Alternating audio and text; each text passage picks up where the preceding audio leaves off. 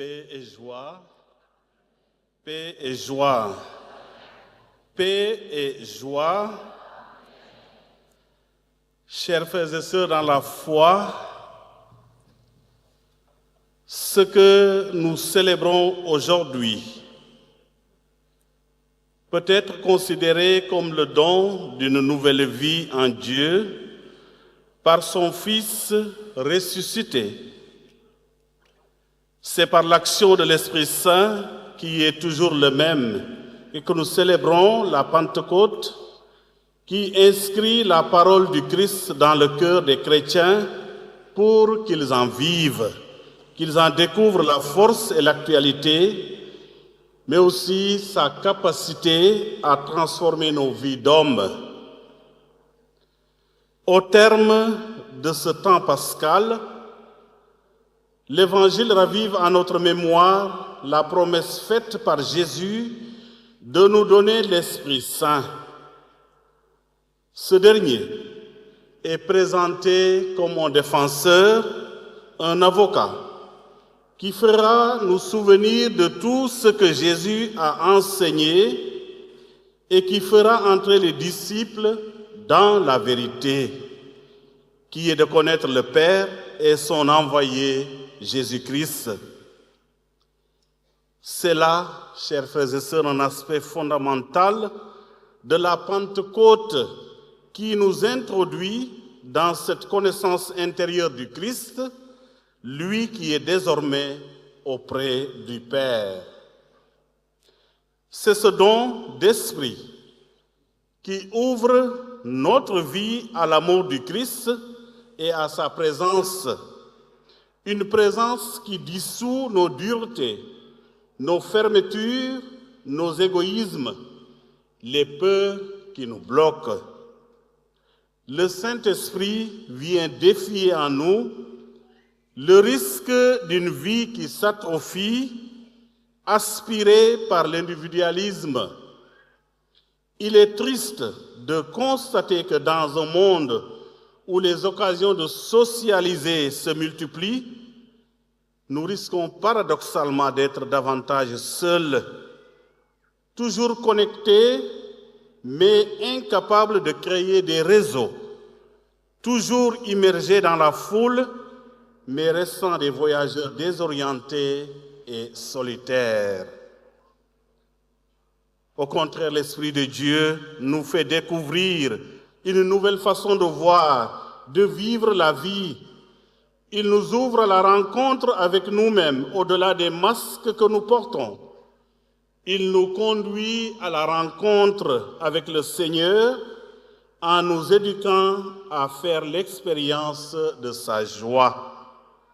Il nous convainc, selon les paroles mêmes de Jésus que nous venons de proclamer, que ce n'est qu'en restant dans l'amour que nous recevons aussi la force d'observer sa parole et donc d'en être transformés. Il ouvre les frontières en nous afin que notre vie devienne un espace accueillant. En effet, Jésus dit que ce don, c'est l'amour entre lui et le Père qui vient habiter en nous. Et lorsque l'amour de Dieu habite en nous, nous devenons capables de nous ouvrir à nos frères et sœurs, de vaincre nos rigidités, de surmonter la peur de ceux qui sont différents, d'éduquer les passions qui s'agitent en nous. Retenons que l'Esprit transforme aussi les dangers les plus cachés qui polluent nos relations, comme les malentendus, les préjugés, les instrumentalisations. Je pense aussi, lorsque nos relations sont infestées par la volonté de dominer l'autre, cela débouche toujours sur la violence. Le Saint-Esprit fait mûrir en nous les fruits qui nous aident à vivre des relations authentiques et bonnes. L'amour, la joie, la paix, la patience, la bonté, la bienveillance, la fidélité, la douceur et la maîtrise de soi, nous dit Paul. De cette manière, l'Esprit élargit les frontières de nos relations avec les autres et nous ouvre à la joie de la fraternité. Et cela est également un critère décisif pour l'Église. Nous ne sommes vraiment l'Église du Christ, du ressuscité. Nous ne sommes vraiment l'Église des disciples de la Pentecôte que s'il n'y a ni frontière ni division entre nous. Si dans l'Église, nous savons dialoguer et nous accueillir mutuellement en intégrant nos différences, si, en tant qu'Église, nous devenons un espace accueillant et hospitalier pour tous, alors seulement nous sommes l'Église du ressuscité. À la Pentecôte, les apôtres parlent la langue de ceux qu'ils rencontrent. Lorsque le souffle divin unit nos cœurs et nous fait voir dans l'autre le visage d'un frère ou d'une sœur, les différences ne deviennent plus une occasion de division et de conflit, mais plutôt un patrimoine commun dont nous pouvons tous tirer parti et qui nous met tous en chemin ensemble dans la fraternité. L'Église brise les frontières et abat les murs de l'indifférence et de la haine, car l'Esprit nous enseigne tout et nous rappelle les paroles de Jésus. Et par conséquent, il enseigne, rappelle et grave avant tout dans nos cœurs le commandement de l'amour. Et là où il y a l'amour, il n'y a pas de place pour les préjugés. Là où il y a l'amour, il n'y a pas de distance de sécurité qui nous éloigne de notre prochain. Là où il y a l'amour, il n'y a plus de logique d'exclusion et malheureusement, nous voyons cela émerger. Dans sa première lettre aux Corinthiens, au chapitre 3, versets 16 à 17, Paul interpelle la communauté de Corinthe en leur disant « Ne savez-vous pas qui vous êtes ? Vous êtes le temple de Dieu à Corinthe, et vous l'êtes parce que l'Esprit de Dieu habite au milieu de vous. » Paul insiste en rappelant que si quelqu'un détruit ce temple, c'est-à-dire en se fiant à la sagesse humaine et en divisant la communauté, Dieu détruira cette personne. Alors, lorsque nous planifions nos vies, est-ce que nous considérons ce que cela signifie, suivre Jésus dans chaque décision? Quelle attitude adopter aujourd'hui dans un monde où parfois on a peur d'être quelqu'un de bien? Chers frères et sœurs, seule la proximité avec Marie nous aidera à ouvrir la voie de la sainteté à toute l'humanité. Voici une image de la Pentecôte sur laquelle nous aimerions nous arrêter avec vous pour notre méditation d'aujourd'hui. La présence de Marie. Cette présence a toujours été perçue dans l'Église comme une source profonde d'apaisement, de réconfort et de paix intérieure. Sa figure maternelle est invoquée pour calmer les cœurs anxieux, guérir les blessures intérieures et conduire vers le Christ. Voici 3 événements de la vie de Marie qui nous font dire quelle est la voix qui apaise les cœurs. Le premier événement,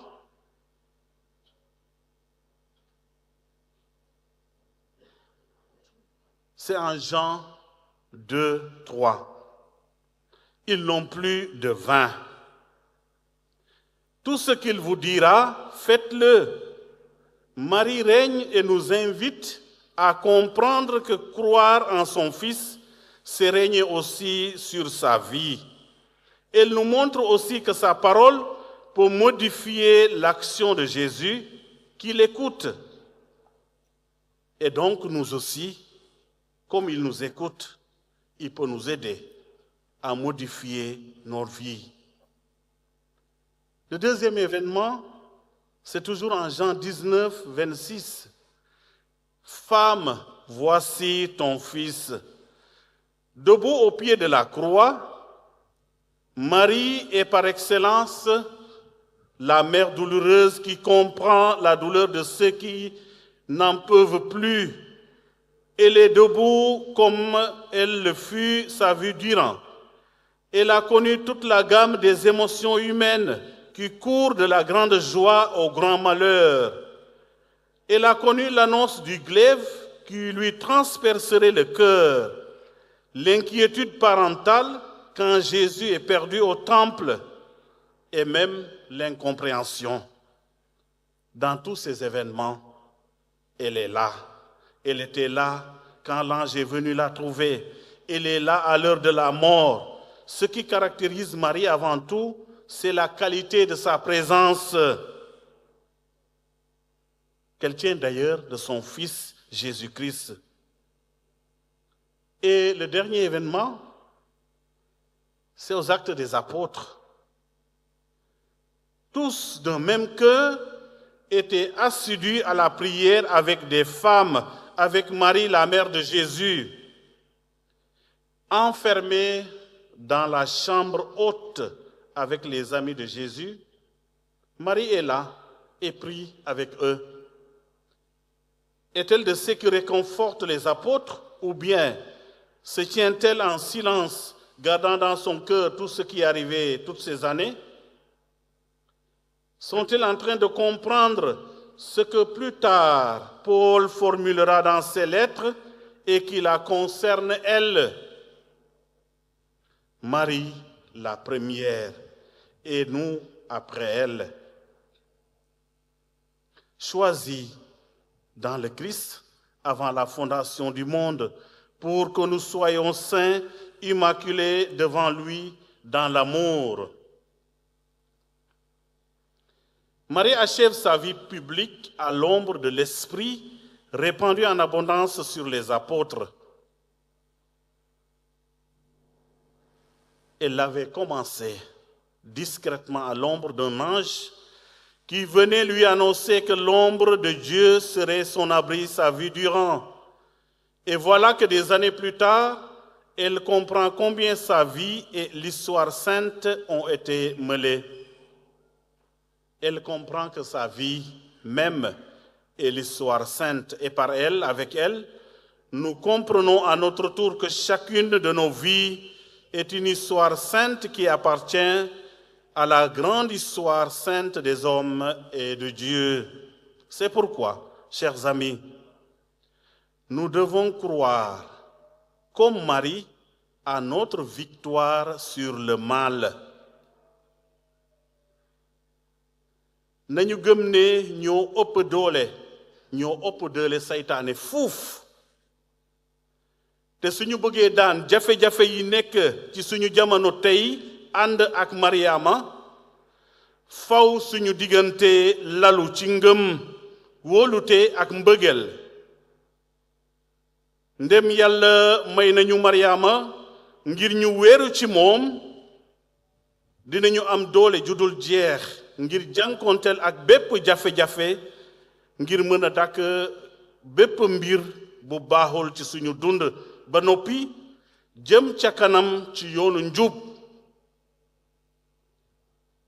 ñaan yi Mariama di ñu ñaanal bés bu nekk ak sacrement yi jumtukaay yooyu yépp ñooy dooleel aar bu Yàlla di ñu aar bés bu nekk. moo tax bu ñu mës a fàtte ni Mariama dafa feesal cofeel yërmande ak doole mbëggeel gi yàlla am ci ñun bu ñu koy dénk suñuy soxla nañu gëm ne dinañu jàppale ndax moo ngi suñu wet saa su nekk ndax ñu mën a am ndam gu leer ci kaw lépp lu bon moo tax bu ñu sukkandikoo ci suñu fondateur Eugène de Mazenod moom da doon wax ne nañu seete Mariama bés bu nekk ni suñu ndey ndax mooy suñu àndandoo bu gën a wóor. Et j'apprécie beaucoup ce que nous célébrons aujourd'hui parce qu'elle ouvre aussi nos cœurs à la réalité de notre temps. Sois sans crainte, Marie, car tu as trouvé grâce auprès de toi. Bul ragal dara Mariama ndaxte yàlla tànn na la ci yiw ni suñu ndey Mariama yéen chrétiens yi dañu leen di sant ngeen bañ a xàddi ci jafe-jafey jamono ngeen bañ a ragal doonte sax jafe-jafe yi bari nañu ay xeet na ngeen gën a sawar ci ngëm gi dëgër ci seen yaakaar te ànd ak fit ndax lii kese moonu mun a jëmal kanam teewaayu Mariama suñu biir dafa ànd ak tey yi te am njëriñ lool dafa bàyyi xelam ci jaamu yàlla ak mbëggeel gu amul àpp moom moo ñu jàngal ñu bàyyi xel ci yàlla mi ñu sàkk te moytu di xalaat suñu bopp kese.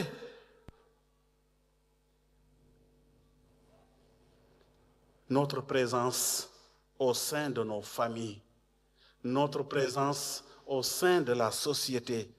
Est-ce que cette présence comme celle de Marie inspire confiance? Est-ce que cette présence est discrète? Est-ce qu'elle est efficace?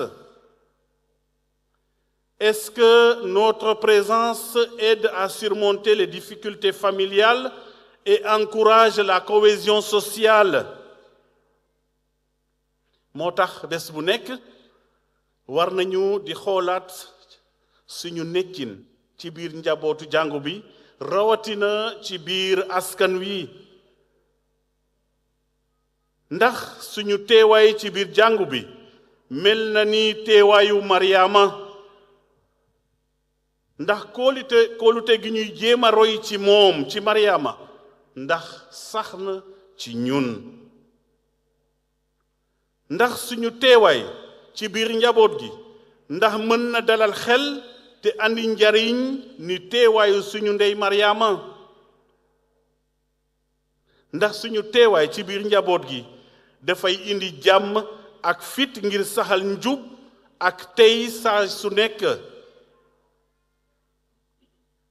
ndax suñu teewaay ci biir njaboot gi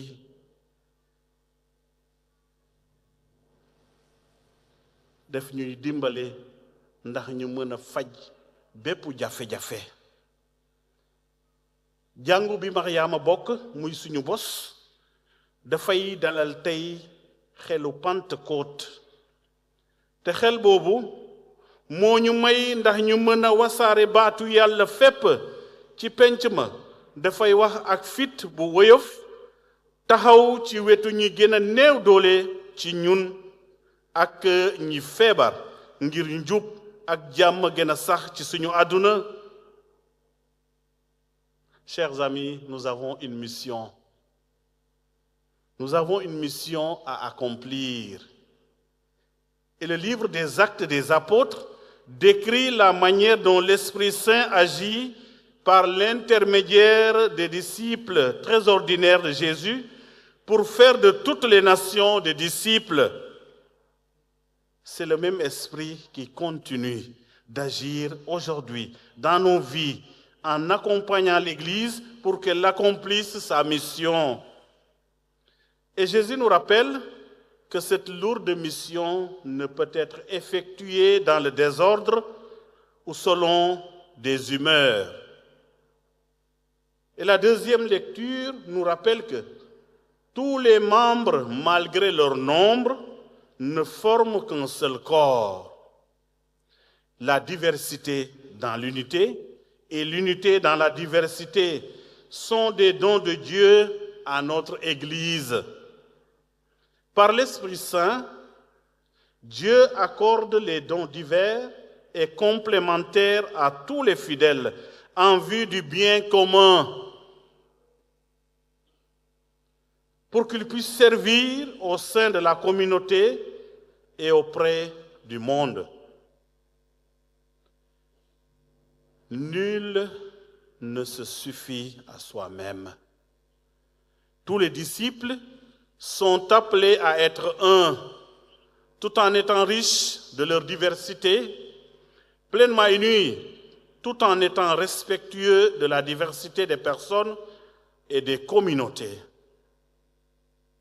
moo tax nañu gën di jàppalante di dimbalante ndax soxla nañu ko. Ne laissons pas un frère, ne laissons pas une sœur à nos côtés souffrir. Cette fête de la Pentecôte, frères et sœurs, nous aide à mieux comprendre ce que nous sommes. L'Esprit Saint ne nous est pas donné pour nous replier sur nous-mêmes ou pour rêver d'un monde idéal. Il est ce souffle imprévisible qui nous pousse à ouvrir nos portes. Il nous envoie, comme Jésus a été envoyé, pour être des disciples, des artisans de paix et de miséricorde dans nos familles, nos quartiers et partout où notre vie nous mène. Aujourd'hui, nous le constatons, le monde est souvent divisé et meurtri par des intérêts personnels qui ne favorisent pas le pauvre. Face à l'injustice et au repli de soi, l'Église du Christ se doit d'être une mosaïque vivante, riche de ses diversités, mais profondément unie par l'amour. C'est pourquoi nous ne devons pas craindre d'être les témoins de ce pardon et de cette espérance. Laissons le feu de l'Esprit consumer nos peurs et nos tiédeurs. Que le Seigneur nous donne l'audace de sortir de nos zones de confort pour proclamer, non pas avec de grands discours, mais par toute notre vie, la bonne nouvelle du salut. Que sa flamme éclaire nos chemins et fasse de nous les messagers de son amour, lui qui vit pour les siècles des siècles.